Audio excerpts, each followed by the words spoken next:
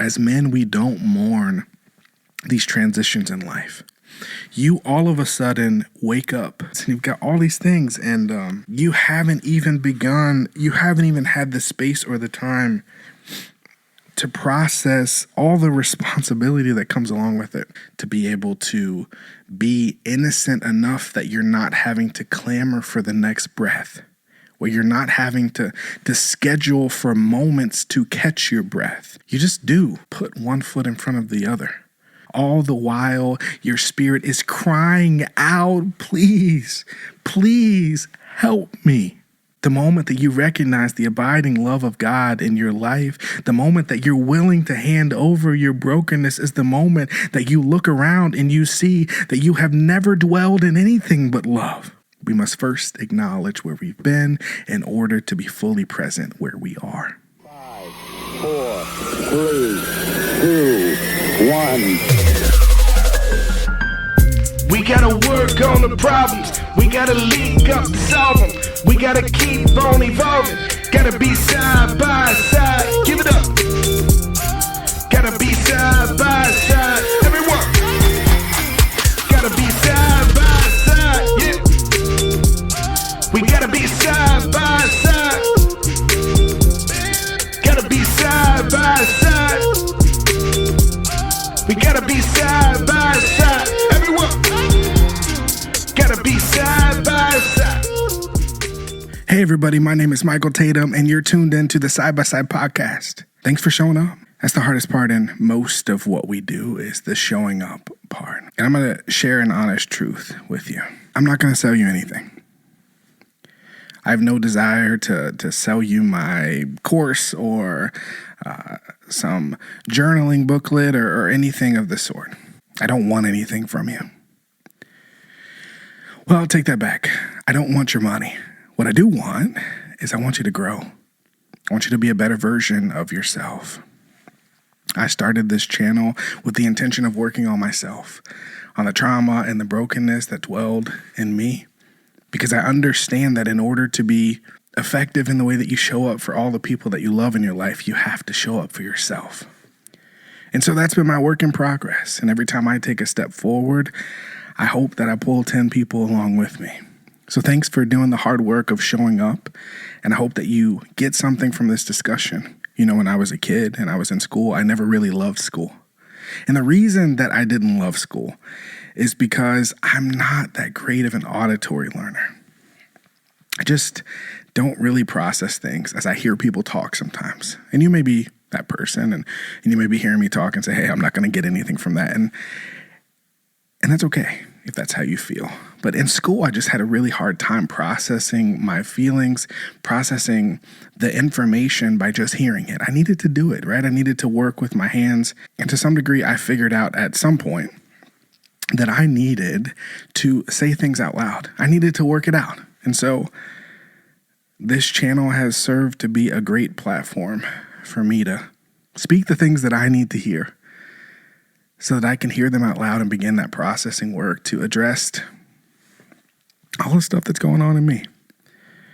And my friend, I'm sure that you've experienced a lot in life, that you've been beaten down in one way or another. And today we're going to talk about a really, really important topic, grief. So if you have any lingering grief, if you have any semblance of brokenness in you, I think this is going to be a great conversation, so stay tuned. You know, there's a lot of ways that we encounter grief in our life. And some of the ways that we encounter this grief is not the way that we would anticipate encountering grief. We expect to encounter grief when we lose someone, but we don't expect to encounter grief as we move through the different stages in this life. But like it or not, you're going to encounter some level of grief as you move from one stage to the next. Grief is an unavoidable thing in our lives. An unprocessed grief leads to this residual trauma. And it's like this coating that just coats everything in your life. Think about it like springtime when that pollen comes out and then everything is just coated in this thick layer of pollen.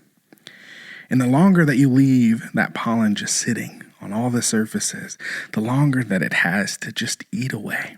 And eventually, all those surfaces become pollen. It just takes over, right? But if you're willing to do the work and rinse everything off and give everything a nice wash, it's like they're brand new.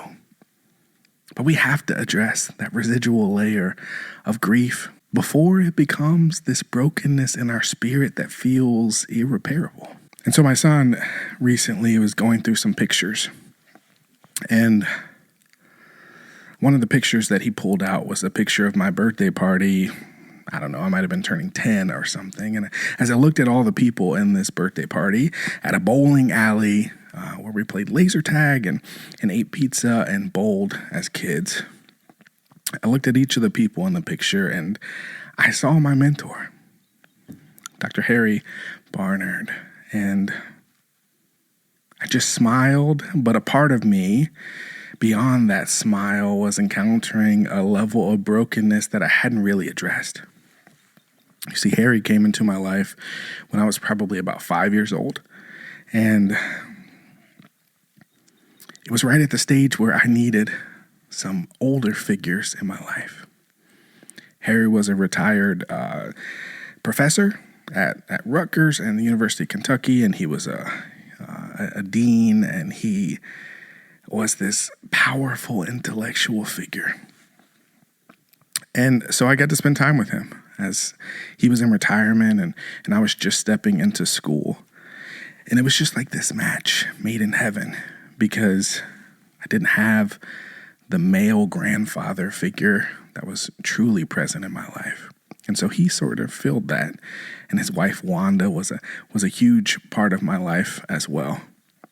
And they just welcomed us in.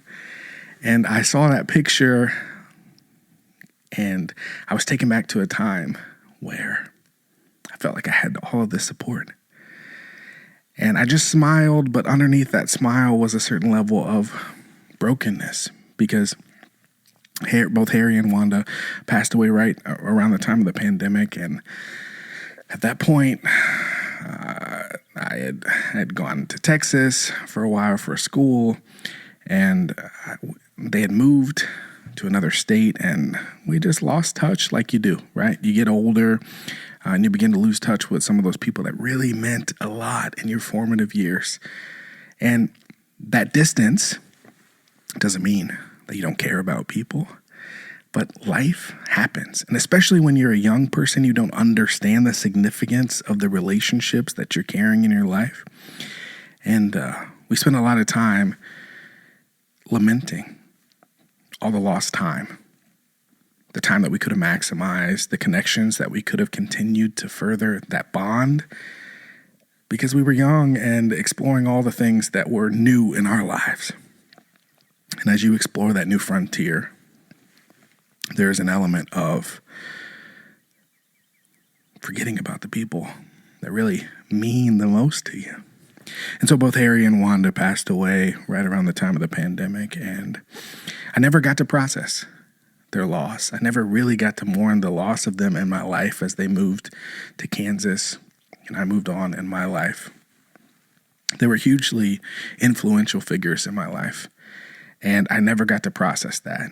And then you see something like a picture, or you pick up a sunglasses case of old Ray-Bans that say Harry Barnard on it. And all of these memories and all of this unprocessed grief starts to bubble up to the surface. And what you do with those feelings matter. What we're programmed to do, especially as men in our culture, is to just shove that stuff down, to not process it, to not give it our attention or our focus, just to press it down and keep moving forward. But that bubbles up, and it leads to these rips and these tears in the very fabric of our souls. This unattended grief. And so after finding that picture and all of this stuff bubbling back up, I go through some records that my parents were lucky enough to keep. And I find this email exchange. So apparently whenever this connection was made with Harry and Wanda and my parents, Harry and my mom used to communicate via email, and they would kind of talk about the visits and make sure that everything was flowing in a real earnest way. Now, granted, I'm like 5 years old. I don't know any of this is happening, but 26 years later, I'm reading these emails and I'm like, wow. And so I find these emails, and the very first email, let's see which one is first, is from April, and it's fitting that this is in the middle of April as we're recording this. April 14th, 1999. That's like 26 years ago. And here's what he wrote to his children, which he ultimately passed on to my parents. He said, "Yesterday afternoon, I had my first tutoring session with the 5-year-old boy, Michael. He told me he was in kindergarten, but I'm smart." "Oh," I said, "who told you?" And he replied smugly, "My teacher." And believe me, he wasn't kidding. He's as smart and as cute as can be. And I asked him what he wanted to learn about computers, and he said everything. And so we pulled the computer from the wall and opened it and examined the inside. And he asked much better questions than most of the teachers I have taught. And after he had fooled around for about an hour and a half, I asked him if he'd like some chocolate milk, and he said, "Yeah, and I'd like something to eat too." And Wanda answered, "How about a peanut butter and jelly sandwich?" And he said, "No, I don't like jelly." And I said, "Man, you sure are picky." And he smiled. "Well, I'd just like a peanut butter sandwich." And so he ate a peanut butter sandwich and drank chocolate milk. And Wanda and I both enjoyed Michael and hope he will keep coming. Wow. I read that last night, and I certainly shed more than a couple tears, because I remember that interaction. I remember the very first time that I met him, and I remember the conversation about the computer, and I remember this setup that he was going to be not my mentor, because what 5-year-old understands that? And he was going to be my computer teacher. And so we'd go in their back office and we'd spend time on the computer. And this very first time that we met, Harry got down in the way that only Harry could, in chinos and a button-down blue Oxford shirt.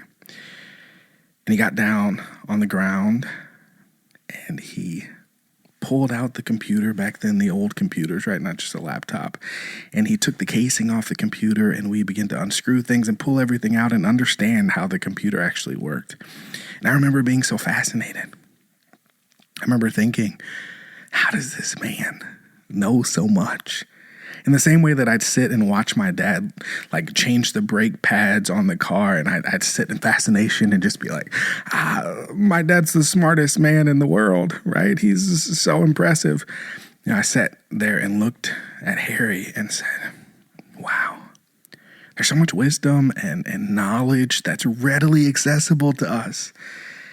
And I remember just being in awe. And that continued, he sent other emails to my mom, and he said, "Michael's honest laughter is about as close as I figure I'll ever come to hearing an angel, at least right away." And he says, "As I've said over and over, it's a good thing that we know Michael has a good mother and daddy. Otherwise, we'd be trying to adopt him." And man, powerful stuff. And you don't even begin to process. You don't begin to process that grief until you give yourself space to feel it. And that space requires an acknowledgement. So today I'd like to just spend a little bit of time of talking about grief, and doing some of that acknowledging work. But also I want to give you 10 realities, 10 real, honest truths about grief. And some of these things will not be new to you, but some of these things will be grounded in a reality that you haven't accepted yet. That your faith doesn't exist absent of your grief. and that God is most certainly involved in your grief, and that it's okay to feel what you feel, but what you do with those feelings matter. And it's about time that we started giving energy when our souls are crying out for us. It's about time that we started lending an ear when our spirits are calling for our attention, for our focus, and most importantly, calling for us to reach to God. And so I hope that you stick around for all 10 of these points, and I hope that you get something meaningful from the discussion today. My friends, grief is a holy space. It's this crossroads where heaven meets our brokenness, and they merge right there together in the middle. And the truth is, as Christians, we don't grieve as the world does. We grieve as people that carry a duality. And that duality is both pain and our suffering, but also the promise of God. So the very first truth I want to give you about grief is that grief is not, and I repeat, is not a sign of a weak faith. There's a story in John where Jesus raises Lazarus from the dead. We've heard this story. We're familiar to some degree with this story. And when we want to talk about what's the shortest scripture, what's the shortest verse in the Bible, we want to pull out these verses and say, Jesus wept, right? It's a familiar idea, but why did Jesus weep? Jesus is overcome with emotion, right? And there's a reason that he's overcome with emotion. So as we find in John chapter 11, I believe, here's the truth. So Lazarus is sick, right? And he dies. And then their sisters, Mary and Martha. We're familiar with these things, most of us. And Martha's not particularly happy with Jesus. That's the nicest way that I can say it. You know, Lazarus is sick, and ultimately, before Jesus is even able to be there, he dies. And he's dead for 4 days. 4 days. And Martha is very, very incredibly upset with Jesus. And she says, Lord, if you had been here, my brother wouldn't have died. But I know that even now, God will give you whatever you ask. And so Jesus, in comforting her, he says, your brother will rise again, right? But here's the thing. Jesus sees Mary weeping. Jesus sees this sister of Lazarus, this person who he's come to love. I mean, their community. He comes to love her. Comes to love Mary and Martha and Lazarus. And he sees her weeping. And then it dawns on him. Lazarus is gone. And Mary and Martha are hurting. They are immensely grieving. They are hurting in their very spirit. And so Jesus does what any person that loves would do. Jesus wept.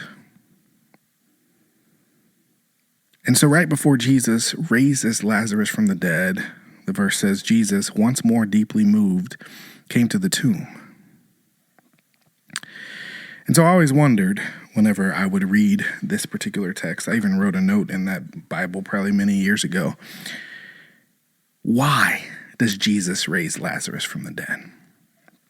I mean, we can imagine Lazarus as a believer in Christ, as a friend of Jesus himself. He's going to heaven, right? So why? Why raise Lazarus from the dead? Why not let him rejoice and be with his God in heaven? Well, I think the truth is that Jesus felt the pain and the grief of his family. Jesus felt what his friends were encountering. He could feel it in his bones. He wept and he understood the struggles that they were going through. And it's that compelled him, that moved him in his spirit to raise Lazarus from the dead, that their suffering might be eased. And there's an element of that where Jesus knows that he's going to raise Lazarus from the dead. He knows that there's going to be a happy ending to this story, and still, Still, he takes a moment. He takes the time to grieve. And so, my friends, grief doesn't mean that your faith is failing. It doesn't mean that your spirit's given up on you. It doesn't mean that God is not holding you in one degree of glory or the next. It just means that your love was deep, that you were invested, that this person, this thing, it meant something. And isn't that what we want in life? To have interactions, to have these soul pulls that mean something, that aren't just surface level interactions, but they are interactions that move us to our very core. And I don't know about you, but that's what I'm seeking in my life. That's why I want to sit down and have the conversation. And I want to dig deeper. I want to grow. I want to evolve. I want to challenge. I want to be moved all the way to my core. And if that means that I have to encounter some loss, that I have to grieve the loss of people that meant something, in my mind, that's worth every single ounce of tears that flow from my body. And it's interesting, especially as we think about Jesus. We think about Jesus as the epitome of what it means to be human. But Jesus was also a man. And what more do we struggle with as men than the masculine display of stoicism? That we want to have it all together, that we want to be neat and composed. And tears, weeping, which weeping is far more than just crying, right? You can silently cry in the corner. You can even have a little bit of sob. But a weeping is like this visceral display of all that you're feeling. That's what Jesus does. And if you're real, maybe in the privacy of your own home, you've wept. And that is mourning. Mourning is defined as the outward expression of an inward feeling. And that's what we're feeling inside.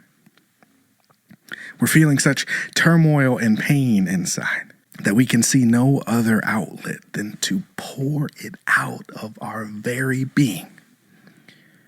And that means something.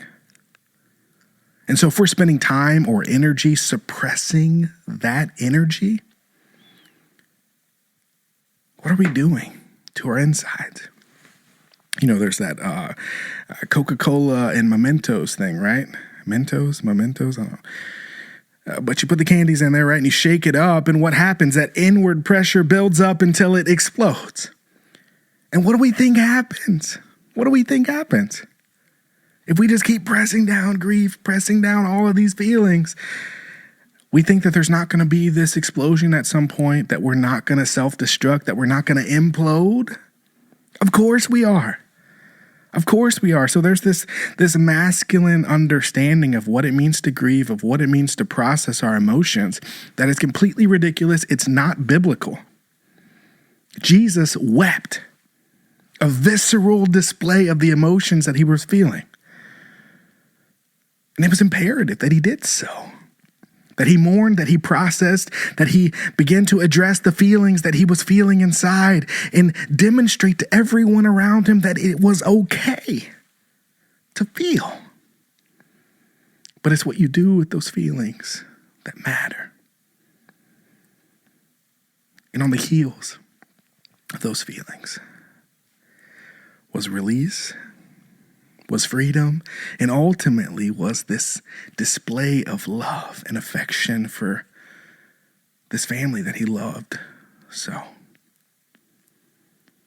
And I wonder if Jesus had not wept, if Jesus had not demonstrated that he too was experiencing the grief that Mary and Martha was, I wonder if the resurrection of Lazarus wouldn't have carried less weight.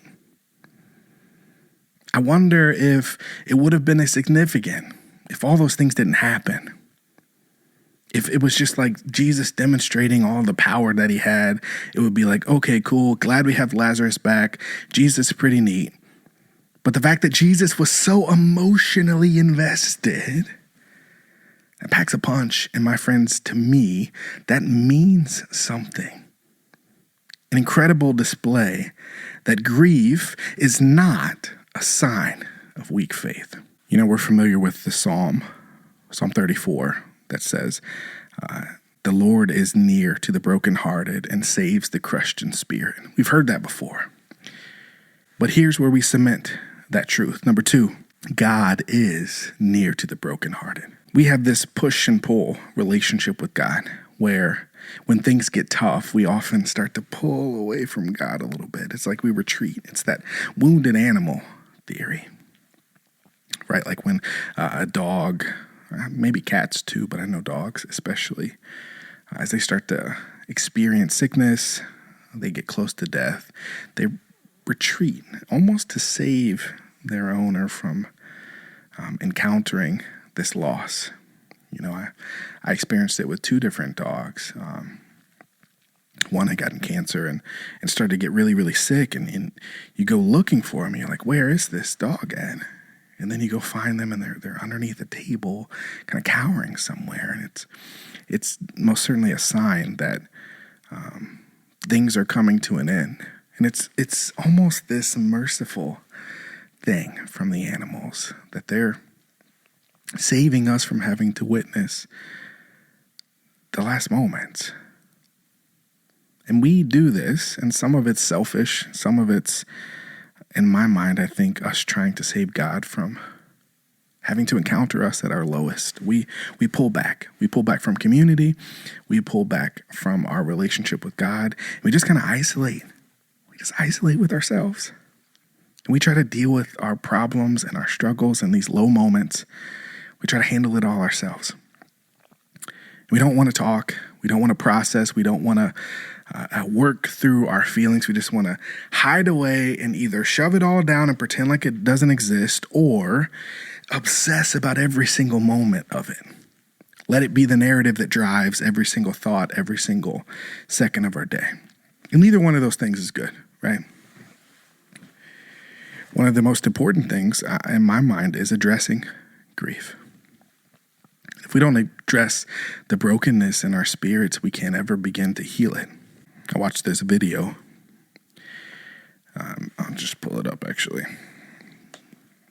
And it's this guy talking about how how no one really told him about the transition from 2 kids to 1 kid, or from 1 kid to 2 kids.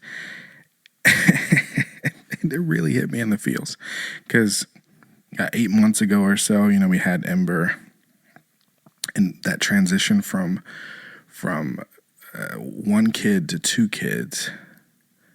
Man, there are a lot of people that are stronger than me because this absolutely rocked me to my core. It wasn't because it got so much more difficult in terms of allocating time. What rocked me was the idea that I was never going to have the exact same relationship with the other people in my house. My relationship with my wife was never going to be the same. And my relationship with my son was never going to be the same because now we've entered this other party into our family. And that party isn't going anywhere. And so it alters all of the relationships. There's a shift. And to some degree, it's a good shift. But we have to begin to recognize that these transitions are a loss. We're most certainly getting things out of the transition, and there's a newness and there's a joy in that newness, but we also have to leave room on the other side of that joy if we understand that life is 360. If 1/2 is joy, we have to leave room on the other side for the mourning and grieving of a loss. Because in every transition, there is newness, but there also is a loss of what was. And we don't give ourselves credit for that. We most certainly don't pay any attention to that. And that's the bit that just kind of makes me sad, that we don't even acknowledge that piece because it's so incredibly real. Okay, here it is. I found it. Found it now. Let's look.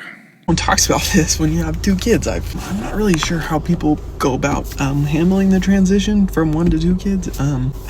I feel like it's like really hard because in so many different ways, because I think one is I can really tell that my son is having a hard time. Like, obviously his whole life has changed, and so he's having a hard time. Like, he's feeling stir crazy at home. You can just kind of tell he's having a hard time. Like, this morning I was like, hey, like, let's go on a walk and we'll bring the baby with us. Super fun. Like, we can just do a little brother walk, right? And he's like, no, please, like, just be us. Like, you're my best friend, please just hang out with me, please. And I was like, oh my gosh, sorry. Like, the first night he slept in his own bed, and he just kept waking up, like, silently crying to himself. And I was like, what's wrong? He's like, I just want someone to snuggle me. And I was like, okay. And so I've spent like the last 2 nights in his like little tiny bed that's like 3 feet long.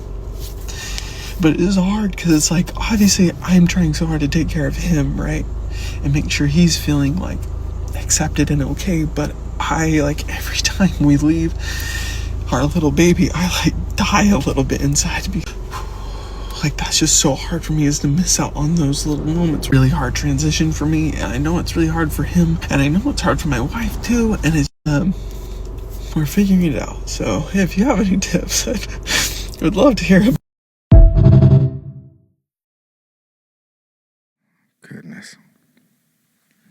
Like, how do you even... I wasn't prepared. You think you have one kid and that you're all of a sudden prepared to have more than one kid, and you're just not.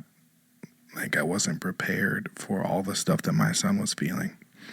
I wasn't prepared for his grief, right? Because there is this grief, right? He lost the mom and dad that he knew. You know, a mom and dad that were able to give him 100% at the time. And now he's getting 50%, at least a portion of the time, right? Because we're splitting this energy between children. And I feel for him. And I feel and encounter that brokenness sometimes of having to share even when your spirit's not ready to share. And it's just important that we acknowledge those feelings, whether you're experiencing them as a child or as an adult, that we acknowledge the feelings, that we call them out, but then we begin to process those feelings. And it's incredible having conversations with your children and actually working through their emotions and why they're feeling what they're feeling, and then seeing like those light bulbs kind of kick off in their head and them beginning to understand, like, why am I feeling this? And once they're able to understand why they're feeling what they're feeling, it's a remarkable shift that's able to happen for them to actually begin to process and say, yeah, you know what, I've lost mom and dad in this capacity, but I've gotten all this. I've got this playmate now that is 100% on my level, that wants to play all the time, that wants to engage with me, that thinks I'm the coolest, most amazing person in the world. And now I get even more one-on-one time with mom and dad to experience some of these things because, you know, mom's got to be with baby sister, or, you know, dad's got to be with baby sister. And now I get some of this one-on-one time, and I don't have to divide my attention between both mom and dad. And there's always these positive ways to spin it, but we have to acknowledge that in any change, even a positive change, there is grief. And I've got amazing friends. You know, I really do. And I have to get emotional just thinking about it. I am so incredibly proud of these men that I've watched from, I'm going to tear up here. These men that I've watched go from being young men into turning into men. And it's been a collective process. We've all struggled through that process and held each other up through that process. And just to watch the man that my friend Tez is, to watch the father and the partner and the support system that he is, to watch his positivity and his drive to be better, to evolve in that way. And really, the most remarkable thing is to be everything that he wanted in a dad, and that much more, to make sure that his kids had all the experiences that they could ever dream of, everything that was necessary to mold them into whatever they want to become. And to watch him walk through that process is like, oh my gosh, my heart, those are the things that fuel my spirit.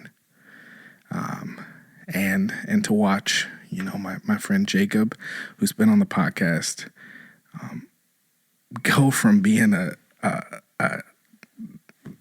dang kid, and to blossoming into this man that carries this light, that is the light in whatever room he steps into, and using that light not to promote self, not for self-adulation or not to seek attention or praise, but instead to lift up God, to empower people, to push for growth and progress, and to be there to support his wife and his daughter, and just always be there for his friends and his family, to be a leader in his church, and just push and push. I mean, that stuff that makes life that much more fulfilling, is to watch the people around you thrive. And my friend Trey, finding a partner, having 2 little kiddos, and jumping headfirst into fatherhood with only his understanding of what he wants to be as a dad, and all of the moments that he wants to make sure that he's going to, be there for. And after years of being diligent and showing up for all these other kids, that we coached over the years, and providing wisdom and insight and heart and just grace to these kids, like, now that he gets to mold his own, is like, oh my gosh, I'm so proud. Here comes the tears, but I'm just so proud to watch them, and my friend Trevor, to watch his maturation process, to go through ups and downs in life, and just choose to do the hard stuff, even when it's not convenient, even when, your patterns might tell you to go another direction, but to choose to do the hard stuff, and to always be seeking growth over everything else, and to just have a vulnerability of spirit to where you want to pour your heart out into the world, and you're willing to do it despite understanding the risk that's associated with it. I mean, I'm so incredibly proud of these people that I've been lucky enough to have in my circle for all of these years. But I also recognize that we don't mourn, As men, we don't mourn these transitions in life. You all of a sudden wake up and you've got, this beautiful house, and you've got this beautiful partner, and you've got these beautiful kids, and you've got all these things, and you haven't even had the space or the time to process all the responsibility that comes along with it. You just do. That's the piece of being a man that we've learned from all the male role models in our lives, from fathers and grandfathers, and I learned it from my dad, Aaron, and I learned it from Harry, and I learned it from all these men that I've watched and I've been so blessed to have in my life, that we just put one foot in front of the other. And we're always striving for more, and it's more responsibility. It's more more time and energy expended. And what we don't mourn is that with all of these transitions, all of this new joy, all of this new responsibility that we've, just thrown on our back because we're men and this is what we do, we don't mourn the space and the time to actually grow. And that's twofold, right? There's one aspect that obviously we're continuing to grow and evolve as we get older, but there's a special space of growth that happens as you're becoming a man without those responsibilities. The time that you're able to just have time and space to be able to sit with your thoughts, to be able to be innocent enough that you're not having to clamor for the next breath, where you're not having to schedule for moments to catch your breath, where you're not having to put everyone else's schedule into your schedule and figure out when is the next time that I'm going to be able to do something that feeds my soul. When is the next time that I'm going to be able to love on myself? Because as men, we are sacrificial. We serve the needs of our family, we serve the needs of our community, we serve the needs of our God, and we rarely ever check in here. And it's one of the reasons that it's important to have a circle that can help you begin that conversation. But I look at those men in my circle, those men that I'm immensely proud of, that have grown, and I mourn for them. Because I understand what it means to assume all this responsibility and put it on your back and to keep a smile on your face as you are encountering a brokenness inside that most people never even understand. And the truth of the matter is, every minute, maybe even a little bit less, there's a man out there that kills himself. There's a man out there that commits suicide about every minute or so. And I want you to think about that for a moment. Every single minute. And I keep going on TikTok and I'll scroll through the homepage and there's these TikToks now that show these videos, and then there'll be text on the video that says, little did she know that this would be the last time that she ever saw him before he ended his life. And it reminds you that men are suffering silently because we don't give ourselves the space to breathe. We don't give ourselves the space to grieve and to mourn. We just don't. But the truth is, God is near the brokenhearted. And that means that we are entitled that space to mourn. But we have to first acknowledge that brokenness that's there. Jacob was Joseph's father, and they had a tumultuous relationship leading to a separation for part of their lives. And as Jacob begins to near the end, Joseph re-enters his life, and ultimately they reconcile. And Joseph was Jacob's beloved son. Like he loved Joseph, and Joseph loved him. And so when Jacob passes, it says that Joseph leaps on his body, and he's weeping and he's kissing his father and he's mourning. Again, the outward expression of inward feelings. In the same way that Jesus wept, Joseph is weeping and acknowledging this brokenness in him. And he takes the time. It takes him 70 days to prepare Jacob's body. And Joseph's there that whole time, praying and working through all of his feelings. And what would happen if we gave ourselves that space to acknowledge the brokenness, to actually grieve, even in the transitions of this life, to grieve the pain of carrying all that weight on your shoulders, and give ourselves the space to acknowledge the tears in the fabric of our spirit, but also allow God to show up for us in those spaces and those voids in our lives. God is near the brokenhearted.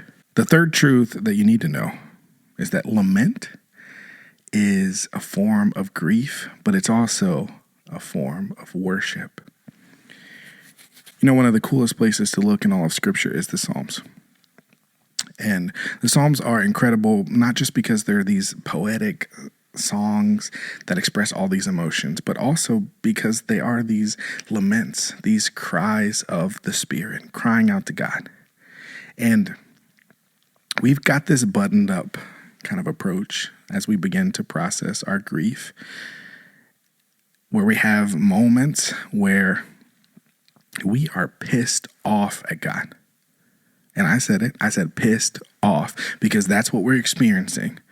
When you lose somebody in this terrible way that you were not expecting, and there feels like there's no explanation for why you're experiencing what you're experiencing, and you're hurt, what do? You lash out.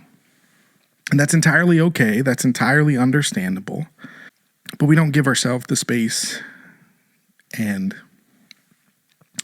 the invitation to feel those things. We shove it down.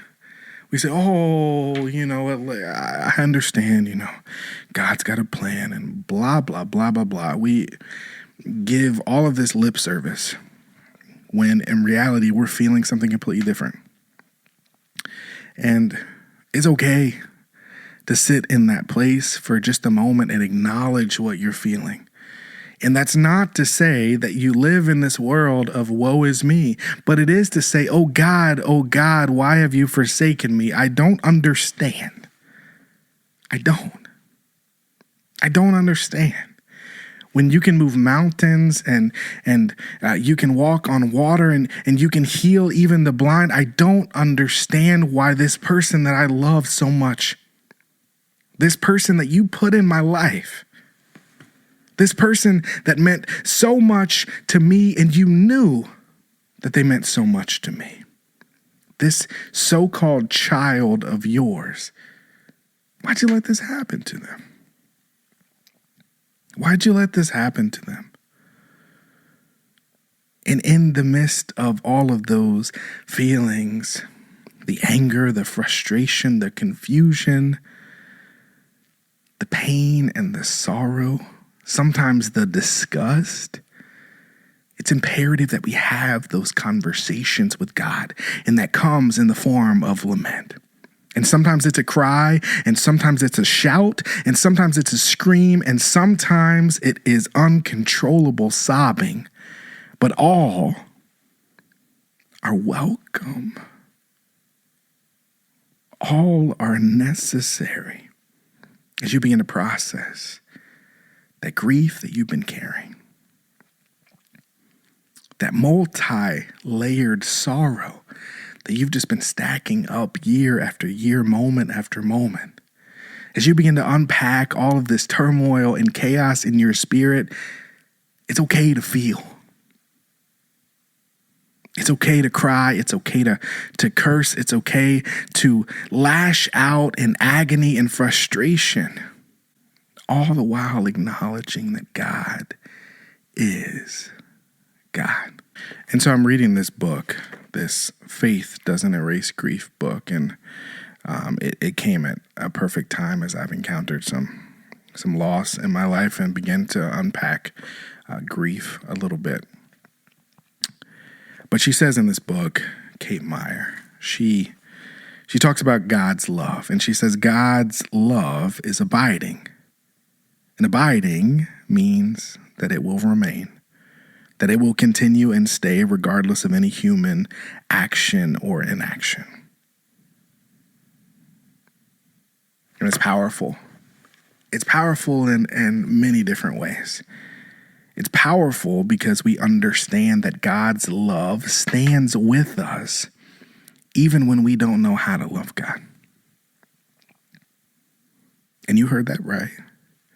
As we encounter the great losses of this life, sometimes we don't know how to talk to God. We don't know how to praise God.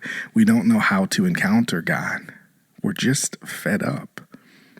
And God's love stands and abides even in the midst of that turmoil. But here's the thing that she says about Jesus, and I think it's fitting. She says that Jesus' entire life is an example of what it means to love God. Jesus loves God, so he abides in God through prayer. Jesus loves God, so he invests in the lives of others to shelter them, to feed them, to uplift them, and to introduce them to God. And Jesus loves God, so he speaks for those who cannot speak for themselves. And these are examples of how we learn to love God. And it's powerful because here's the truth. As you begin the stages in early grief, you're probably not going to have the words to say. You're just not. Like, it's not going to be this poetic conversation with God where God just emerges from the mountains and speaks to you, and it's just this powerful. It's not going to be that. It's just not. And if you do have that experience, hats off to you. I'm happy that you've encountered God in that way. And it just speaks to the mystery and the beauty of God. But most people will not encounter God that way. Most people will begin to process and deal with the loss in their life. And somewhere in the process of that journey, they'll begin a dialogue with God. And it most likely will not begin in this positive, glowing way. It'll begin with questioning. It'll begin with doubts and fears and anxiety, all sewn up in it. And eventually, through the conversation, we begin to allow Jesus to speak for us. We begin to allow the Holy Spirit to dwell in us. And in that place, we give an invitation for heaven to meet us in our brokenness. And it's in that place, that safe place, that garden of hope that we do encounter God. And Paul writes in 1 Thessalonians, he's talking about this idea that we don't grieve the way that everyone else grieves. Because we don't grieve without hope. And see, that's the separation. We ground ourselves in the world, and in that worldly place, all we see is the end. That's all we see. And it's understandable, right? Because death feels like an abrupt end. A transition from one city to the next city feels like an abrupt end to that journey. The ending of a relationship feels like an abrupt end to the story. But when you walk through this life with faith, with an understanding of the way that God moves, you understand that in every end there is a beginning. And that life is really this. We encounter even the lowest moments of this life still carrying a glimmer of the light of God. And that light is hope. And that, my friends, is freedom. Freedom from living in a place of grief and understanding that this is a dark valley that we walk through. And oh, how beautiful it is to acknowledge that grief is not a place that we dwell, it's a place that we journey through. And it's in that place that we give ourselves space to lament. And it's with that we step into truth number 4. That grief is not a destination. It's just a pit stop. The thing that's the most scary about grief is it feels like it's going to last forever. And there's elements of truth in that. If you've ever processed a great loss, you can feel like even years later that you're still in the thick of it. And it only takes a tiny little trigger to take you back to that place where you're experiencing all of those feelings almost as if they're brand new. It can be a scent, a smell of perfume that reminds you of your late wife. It can be a picture pops up on Facebook memories or in your camera roll of a person that you loved and cherished that you'll never see again. It could be an article of clothing, or a wristwatch, or a pair of glasses that just take you back to a moment. Memories bring up all of these feelings again. And when we understand that grief is this process, it helps us, but it still doesn't solve the problem of us dwelling in the grief. It feels as though we're stuck in quicksand sometimes, that our feet are stuck and our minds are moving. We want to engage in regular everyday life, but there just isn't space for it anymore. Because all of the empty spaces in our beings, in these vessels, are filled to the brim with memories that we're clamoring to cling to. And one of the beautiful things that I've learned processing the loss of people that I've cherished and loved dearly is there's no shortage of space. There's no shortage of room for those memories to dwell. And we don't have to cling to them. We don't have to hoard them. We don't have to grab the spirits by their tails and make sure that they never leave us, because as long as God is with us, so too will light. And it's in that light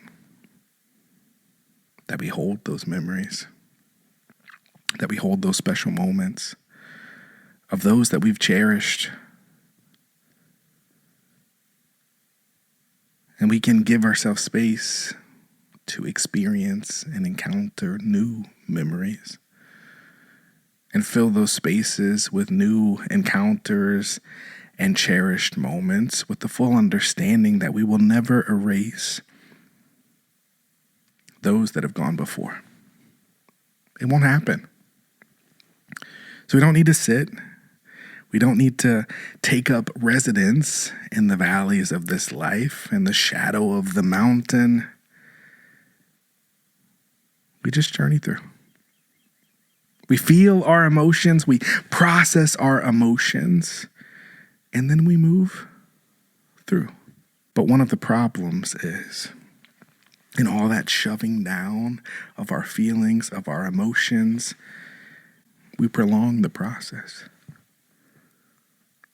We cement our fate as grounded permanently in the land of in-between, firmly planted in grief, with an inability to move forward until we actually begin the processing work of addressing the brokenness in our spirits.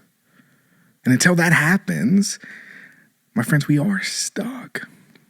But once we release, we find that grief has relinquished its hold on us. And in that space of acknowledging our brokenness, of acknowledging our trauma, and truly beginning to mourn, truly beginning an outward expression of the inward feelings that we have avoided and hidden, that we have hoarded away and shoved in some deep, dark corner of our spirits, never to be addressed, never to be acknowledged, never to be seen by the world. The moment that those things come to light, we give an invitation to God, that God might begin the healing of our spirits. And then the process has begun, and we begin to journey through the valley and make our way back up to the mountaintop. Grief is not a destination. You know, I said that there was going to be 10 points, but I've talked for so long that we're just going to do 5. And the 5th truth, and this is the real one, is that grief isn't yours. The truth is, a person can be stuck in grief for an infinite amount of time And the length of time that a person is stuck in grief is all dependent on how long that person refuses to acknowledge that a portion of themselves is stuck in the past, even though they appear to be moving forward. That's a lot to digest. But we get so caught up with the external, on looking like we have it all together, that we misrepresent what's actually happening in our spirits. And in that place, we want to grab a hold of our brokenness and we want to shove it down. But in that shoving down, we have taken an ownership and responsibility for a brokenness that was never really ours to hold. Grief is a feeling, a universal feeling that we all encounter in one degree or another. And it happens, as we've discussed, in multiple avenues of life. It happens in the transitions of this life from one life to another in death. It happens in the entry into life and birth. It happens as we transition from one relationship to the next. It happens as we transition from one place to the next. It happens as we transition from one job to the next. It is a natural consequence of transitions that we begin to mourn and grieve what was. And that mourning what was prohibits us from moving to what is. We must first acknowledge where we've been in order to be fully present where we are. It's just the truth. And our clamoring to grief makes it appear as though this grief is mine, when in fact grief isn't yours. You're just holding it for a moment. And the moment that you stop clinging to it, the moment that you stop holding it near and dear as though it's yours to hold forever, is the moment that you relinquish grief's control over you. And it's in that moment that you hand your grief and your trauma, that you hand your very brokenness to God and you say, God, heal me. Save me. Love me. And as we sit in the abiding love of God, we begin to look around. And we see the community. We see this village that we've created around us. These people that love you immensely, my friends. These people that would live and die for you. These people that are waiting and clamoring to adorn you with love. These people that you've been closing out, that you've been hiding your brokenness from, that you've been telling, I'm okay. I'm going to be okay. I'm doing just fine. All the while, your spirit is crying out, please, please help me. And my friend, you don't have to shove that down anymore. The moment that you recognize the abiding love of God in your life, the moment that you're willing to hand over your brokenness, is the moment that you look around and you see that you have never dwelled in anything but love. That it's always been right there. That you've been clinging to grief. You've been clinging to your pain and your brokenness, your trauma, and the sorrow that you've had to carry through this life. And your hands have been full of everything except for love. And it's just been sitting right there, waiting for you to wake up.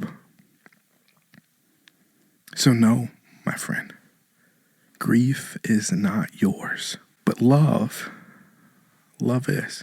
Something's got to give in this life, and it's either going to be you or it's going to be life.